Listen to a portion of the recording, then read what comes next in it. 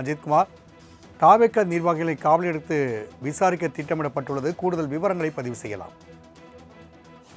வணக்கம் ராம்குமார். கரூரில் தாவேக தலைவர் விஜய் பிரச்சார கூட்டத்தில் கூட்ட நெரிசலில் சிக்கி 41 பேர் உயிரிழந்த சம்பவம் குறித்து 2ஆம் நாளாக ஐஜி அஸ்ரா கார்க் தலைமையிலான சிறப்பு புலனாய்வு குழுவினர் விசாரணை நடத்தி வருகின்றனர். தற்பொழுது கரூர் அரசு விடுதலை மாளிகையில் முகாமிட்டுள்ள சிறப்பு புலனாய்வு குழுவினர் தொடர் விசாரணை குறித்து ஆலோசனை நடத்தி வருகின்றனர்.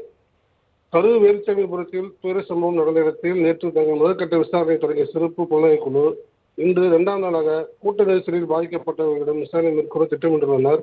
மேலும் இந்த வழக்கு காரணமாக கைது செய்யப்பட்டு திருச்சி சிறையில் மத்திய சிறையில் கிடைக்கப்பட்டுள்ள கரூர் மாவட்ட தாவேக மேற்கு மாவட்ட செயலாளர் மதியழகன் மற்றும் நகர செயலாளர் பவுன்ராஜ் ஆகியோரை போலீஸ் காவலில் எடுத்து விசாரிக்க உள்ளதாக தகவல் வெளியாகியுள்ளது.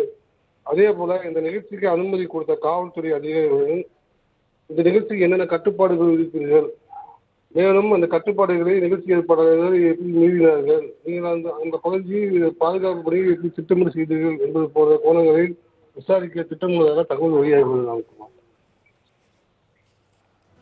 அஜித்குமார், தகவலுக்கு நன்றி.